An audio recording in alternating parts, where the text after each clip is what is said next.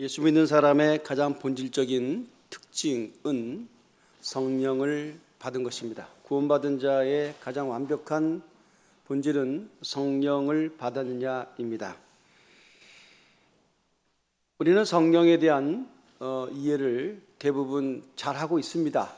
성령 충만에 대한 얘기를 교회 생활하면서부터 늘 익숙하게 듣고 있기 때문입니다.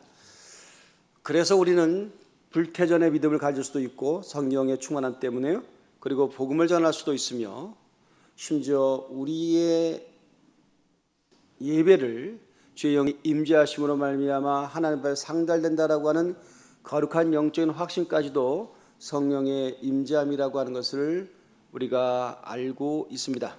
성령이 아니고서는 예수 그리스도를 주라 고백할 수 없다는 것도 우리는 말씀을 통해서 확증받고 있습니다. 그러므로 성령에 대한 것은 우리의 영성을 또는 변화를 구원을 결정하는 중요한 단어로 분명히 자리매김되고 있다라고 하는 것입니다. 그런데 오늘 말씀을 통해서 곰곰이 생각해 보면 또 한 가지 성령은 우리에게 무엇을 또 우리에게 확증시켜 주시고 마지막 때를 살아가는 그리스도인으로 하여금 소망의 끈을 놓지 않게 하시는가에 대한 것을 오늘 본문은 우리에게 극명하게 보여주고 있습니다. 그것은 바로 종말을 즈음하는 모든 성도들의 삶에 대해서 피해가지 않고 그리고 가장 강력하게 그리고 가장 원색적으로 설명하고 있습니다. 그건 바로 우리가 이해하기 쉬운 죽음에 대한 이해입니다. 1절에 이렇게 기록되었습니다. 만일 땅에 있는 우리의 장막의 집이 무너지면 하나님께서 지으신 집 곧 손으로 지은 것이 아니요 하늘에 있는 영원한 집이 우리에게 있는 줄 안다라고 고린도 교회에게 사도 바울은 죽음을 설명하고 있습니다. 우리의 장막의 집이 무너진다. 우리의 장막의 집, 육신의 집을 말하는 거죠. 이건 무너지면 손으로 짓지 않는 사람의 손으로 지은 것이 아닌 하나님의 놀라운 역사에 의해서 만들어진 새로운 영원한 집이 있다라고 말씀하고 있습니다. 자, 우리는 그래서 그 집을 들어가는 것을 우리가 이렇게 표현하고 있습니다. 2절의 말씀 보시면 이런 표현을 쓰고 있어요. 참으로 우리가 여기 있어 탄식하며 하늘로부터 오는 우리의 처소를 덧입기를 간절히 사모하노라. 하늘로부터 오는 하나님이 지으신 그 집을 우리에게 뭐예요? 덧입기를 간절히 사모한다라고는 아주 우리에게 피부에 와닿는 단어로 설명하고 있습니다. 옷이라고 설명하고 있어요. 그 집을 입는다라고 얘기하고 있어요.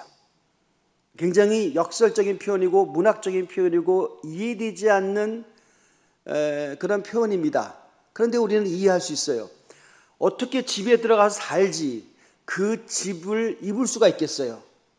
근데 사도 바울은 이렇게 표현하고 있는 거예요.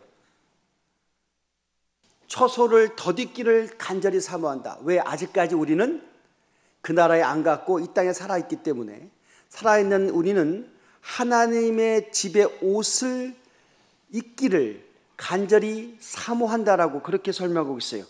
4절 건너 뜨고요. 3절 건너 참으로 이 장막에 있는 우리가 짐진 것 같이 탄식하는 것은 벗고자 함이 아니요 오히려 덧입고자 함이니 죽을 것이 생명에게 삼킴받으려 함이라.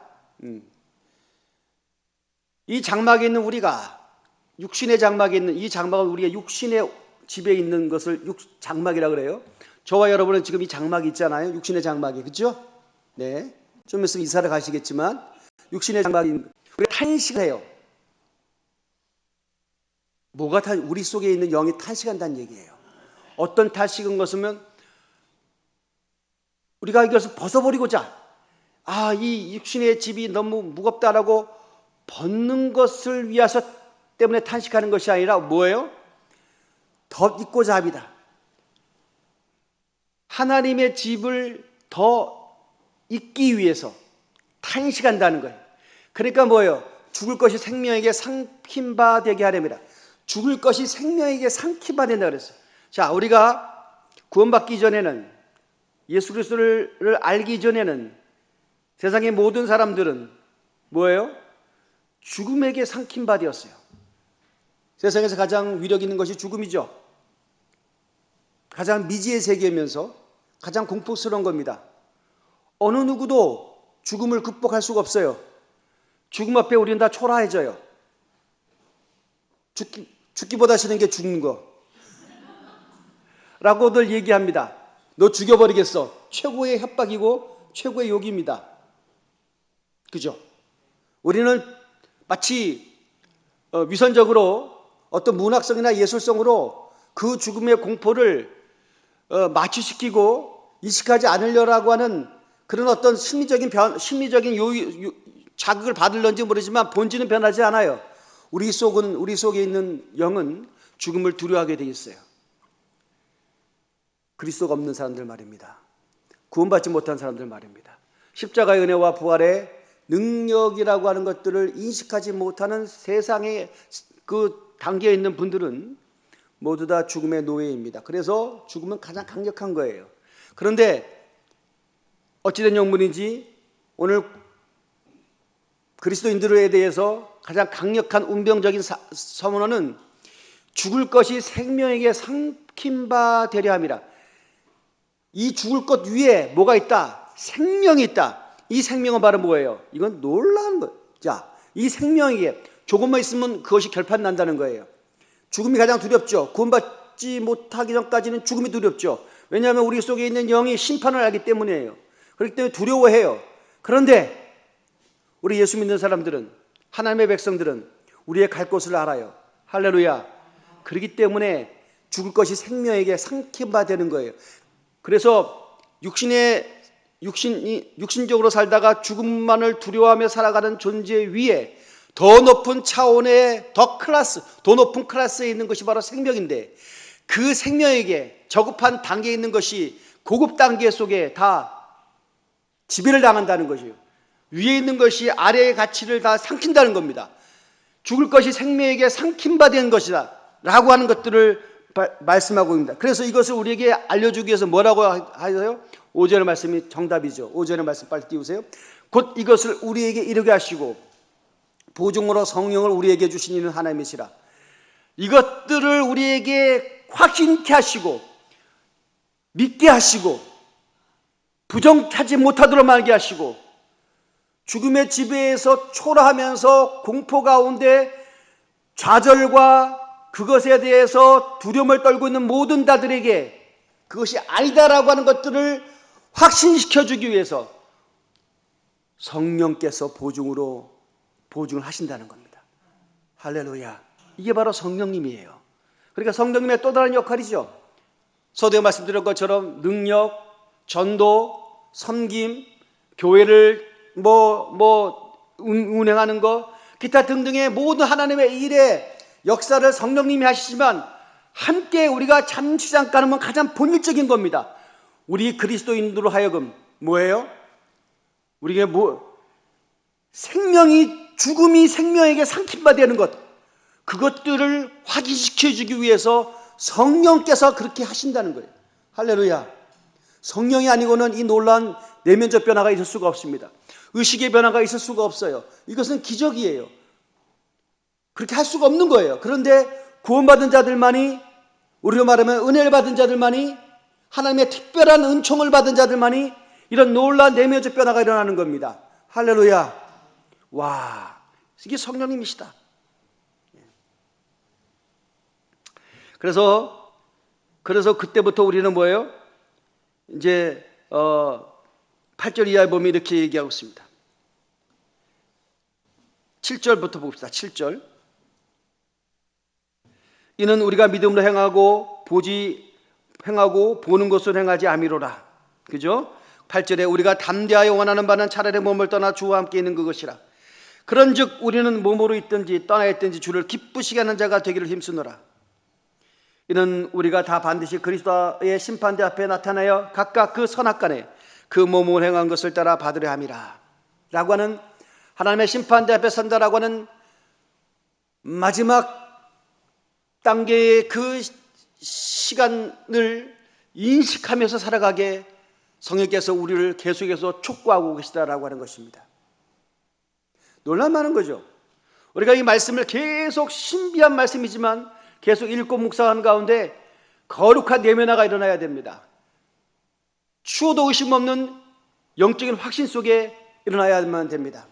우리는 요한계시를 통해서 이 계시록 20장에 보면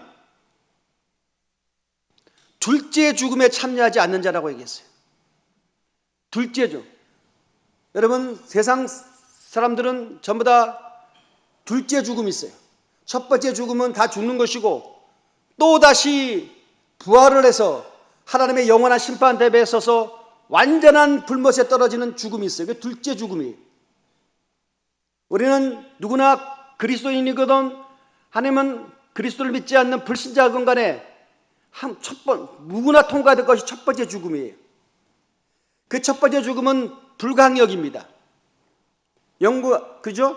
그러나 하나님의 그 신비한 하나님의 그 결산의 때가 되어지면 그 모든 자들이 다시 부활을 해서 하나님의 완전한 백보자 심판을 받게 되는 것입니다. 우리가 살았던 모든 행위대로 그 생명책에 기록된 대로 심판을 받아서 하나님께서 선악간에 구분을 하시고 구원받은 자들이 그걸 하나님 앞에 신천신기에 들어갈 수 있는 영원한 존재로서 복된 존재로서 있는 것, 그것은 바로 두 번째 죽음을 경험하지 않는 그리스도인들이 받을 만한 최고의 복인 것입니다. 그래서 우리는 이 놀라운 구원이 앞으로 그 너무나 미지의 세계가 아니라 그것을 앞당겨서 미리 누리는 것입니다. 확신하는 것입니다. 이것이 바로 성령님의 역사라고 하는 거예요. 그래서 우리가 성령을 받으면 하나님의 신비한 세계를 이해하게 되면, 그래서 우리가 그토록 얘기했던 것, 우리가 단순히 신앙생활은 그냥 이 땅에서 잘 먹고 잘 사는 것이 아니라고 제가 누차 얘기했습니다. 그래서 다 지나가는 것들이에요. 구차는 것들이에요. 이것에 몰입하면 안 돼요. 가장 여러분, 이것은 졸렬한 삶입니다. 가장 여러분 불쌍한 인생들입니다. 심판이 있는 줄도 모르고 부활이 있는 줄도 모르고 그냥 그렇게 살아가는 겁니다. 동물이나 사람이나 무슨 차이가 있습니까? 만물의 영장이라고요? 진화론 쪽으로는 최고의 그 포식자 위에 서가지고 그 밑에 단계를 다 지배한다라고 하는 그런 류의 인간의 위대함이 아니라 우리 속에는 동물이 없는 영이 있습니다. 그 영이 성령님의 임재를 통하여 하나님을 인지하게 되고 거듭남의 비밀을 깨닫게 되어지고 우리의 죽었던 이 몸도 결정적일 때 부활한다는 사실을 확증한다는 것입니다. 할렐루야. 이것이 바로 여러분 우리가 이해하는 죽음이에요. 그래서 죽음은 비극이 아니고 공포가 아니고 하나님의 또 다른 하나님의 섭리를 이해하는 필연적으로 통과해야만 되는 구원의 가장 완벽한 단계의 수순이라는 사실을 우리가 알게 되는 것. 그래서 우리는 죽음이라는 것을 그렇게 이해하는 겁니다. 할렐루야. 예수를 믿었던 선제들의 죽음도 그렇게 이해하는 것이고 나 또한 죽음도 그렇게 이해해야 될 것이며 나의 죽음을 바라보는 다음 세대의 믿음의 후대들도 그렇게 나의 죽음을 이해시켜야 되는 것입니다. 물론 잠시 잠깐 헤어짐에 그 이별의 슬픔이나 회한들이 있습니다. 졌던 어머니를 하늘에 보내면서 며칠상간 좀 밝을 수는 없어요. 조금 우울해지더라고요. 사실 좀 우울해졌어요. 왜냐하면 죄송스러워서. 그죠?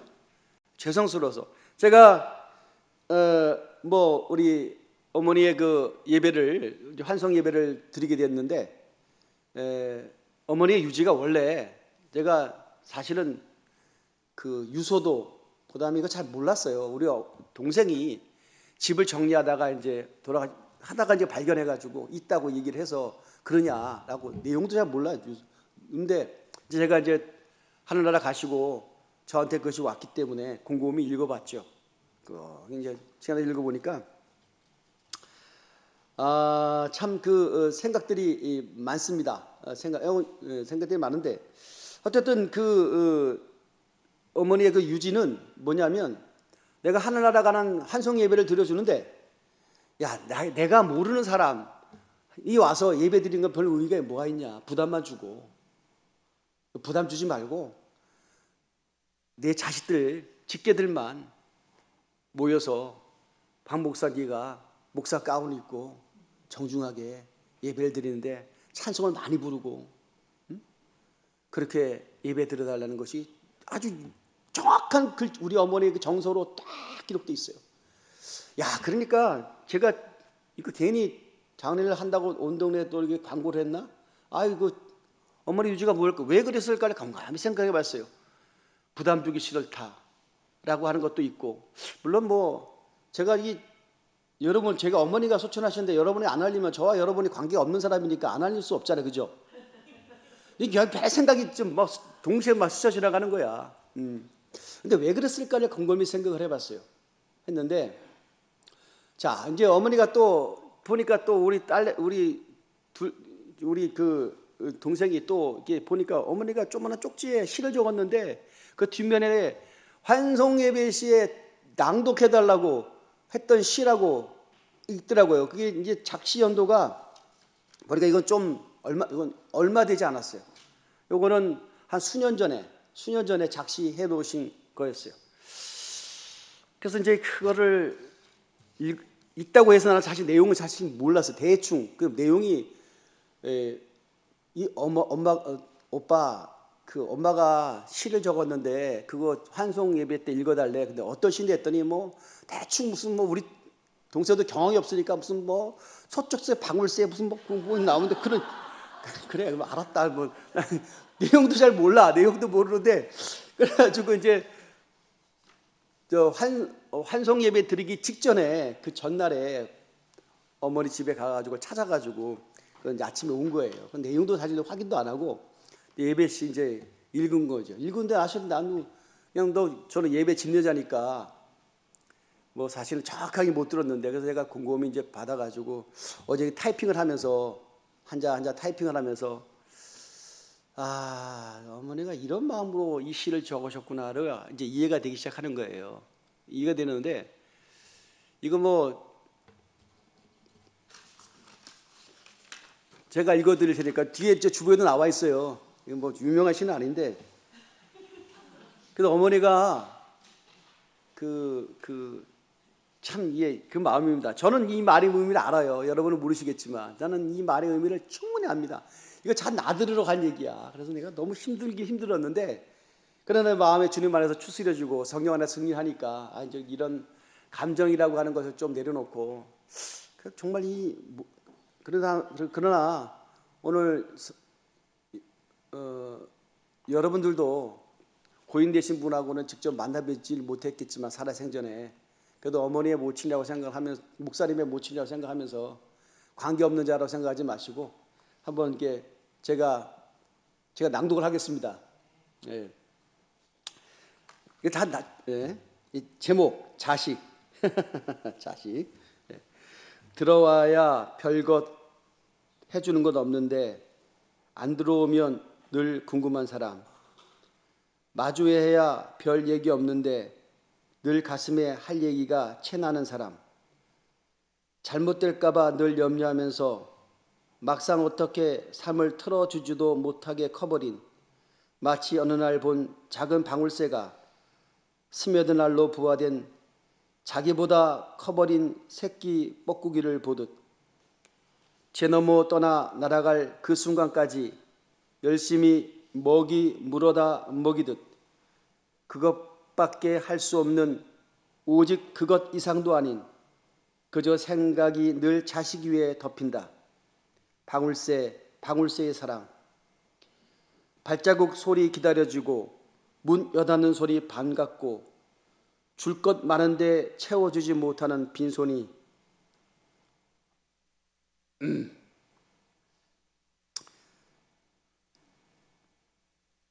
때론 한없이 크다.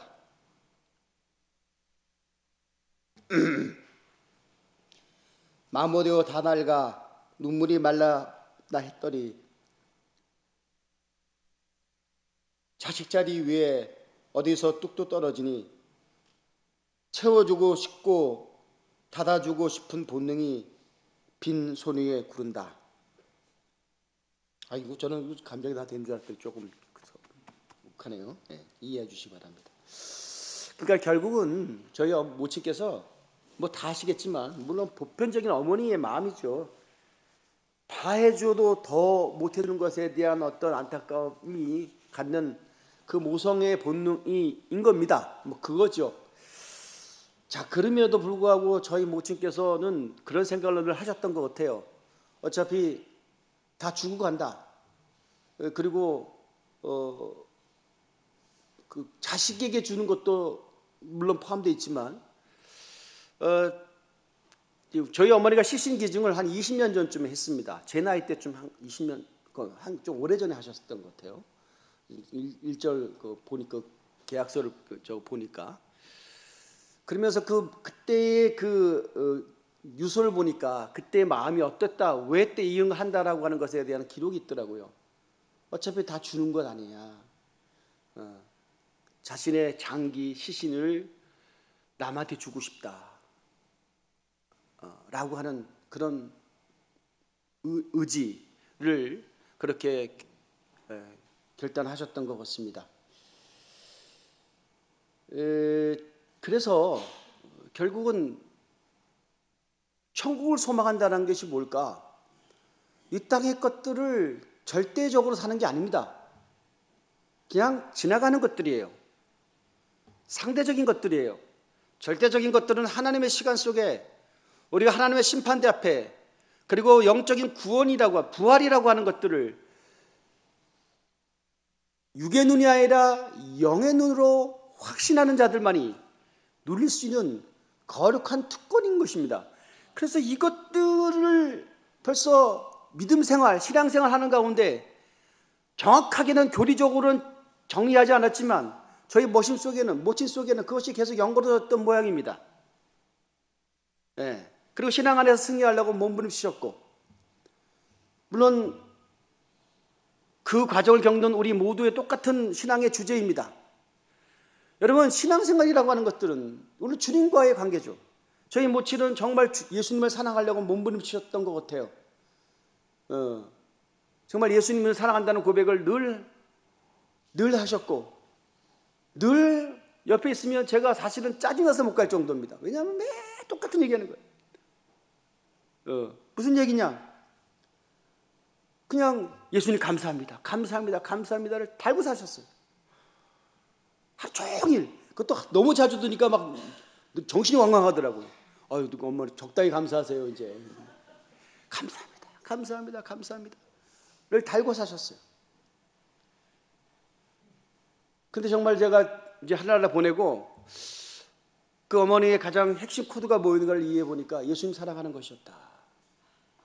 이런 것으로 제가 이해가 되어지고 그것이 자식의 수준에서 그 전이가 됐다고 한다면 그런 성공한 인생입니다. 할렐루야. 예수 사랑하셨으니까. 그리고 그 가치가 어쨌든 간에 다음 세대까지 물려주도록 몸부림치셨고 애썼고 부족하지만 주의 종이 됐다라고 하는 것에 대해서 저는 어쨌든 유지를 받들었다라는 생각도 하고 어떤 모친의 마음속에는 당신의 아들이 주의 종이 됐다라고 하는 그런 어떤 감격과 기쁨이 늘 있었다라고 하는 것이죠. 자, 오늘 뭐 그건 차치하고라도 예수님 많이 사랑하셨다. 물론 우리가 좀 신앙이 다릅니다. 여러분 이해하고 들으십시오. 저희 어머니가 집에 그 예수님 십자가상이 있어요. 그 당신의 방에 걸려져 있거든요. 십자가에 예수님이 막히시는 뭐 캐톨릭 신자는 아닌데 그때 뭐 본인의 신앙인데 근데 그것을 힘들 때면 얼굴에 비비셨어요. 늘 비비셨어요.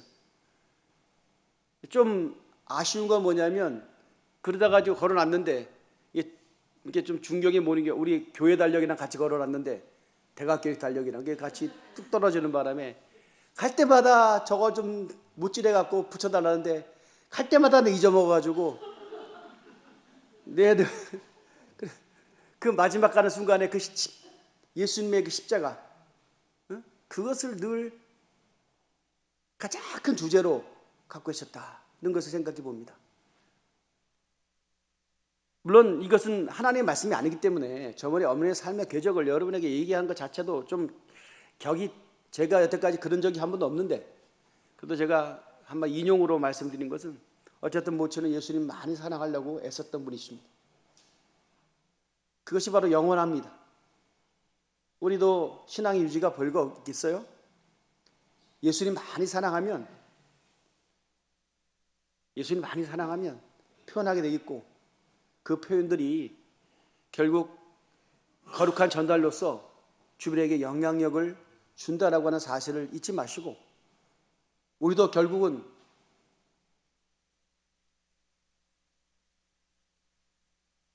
우리 다른 유서에 보면 이런 자식들에게 주는 편지를 다 쓰시면서 아들 또 자부에게 쓰는 그 편지를 다 썼었어요. 유서에. 누구한테 이런, 그러고 나서 천국에서 짙은 사랑으로 다시 만나자꾸나. 다 그게 마지막 문장이에요. 멋있죠? 예. 그럼 된 거예요. 할렐루야. 그럼 됐지 뭐 더 이상 뭐가 있겠어요. 예. 우리 신앙은 그거에 끝난 거예요. 다 주는 거잖아요. 그죠? 예, 다 주는 겁니다. 저희 어머니가 좀 자산 좀 많이 남겼으면 좋을 텐데 별로 남기지도 않으셔가지고 농담입니다만 잠깐 좋은 거예요. 우리는 예수의 신앙의 유지를 남기는 거, 흔적을 남기는 거, 그게 최고의 복인 줄 믿습니다. 할렐루야. 그런 삶을 사는 겁니다. 그래서 저도 물론 뭐 편하진 않죠. 뭐 2, 3일 동안 그 장례를 치르면서 아유 어머니 하늘나라 그냥 가시면 그냥 자식들 편하게 해주시지 왜 상주인 나한테 설교를 뭐 하라고 해가지고 아유 근데 엄청 부담스럽더라고요. 저 하는 환송 예배 드리는 아침에 아유 지금 좀 근데 가만히 생각을 해보니까 여러 가지 뜻이 있겠지만 주의 종은 항상 긴장의 끈을 놓지 않고 항상 말씀을 준비하고 거룩한 긴장감으로 늘 살아야 된다라고 하는 영적인 공인의 위치에 서야 된다라고 하는 것이 또한 그 속에 담겨져 있는 또 하나 숨겨져 있는 의미라고 생각하면서 저도 최선을 다해서 예수님 증거하고 할렐루야 또 성도님들 사랑하고 그리고 죽음으로 끝나는 이 세상이 그 황망함 속에 우리의 내세의 확신과 부활의 소망과 할렐루야 누구든지 그리스도 예수를 믿으면 구원 온다라고 하는 이 놀라운 복음이라는 사실을 힘이 다할 때까지 증거하다가 하늘나라 가고 그것이 바로 예수 사랑하는 것이고 성도님도 그런 삶으로서 인생이 그렇게 다 자리매김되어지고 그것으로 무장되어지고 그것으로 가득 채워지기를 예수님의 이름으로 축원을 드립니다.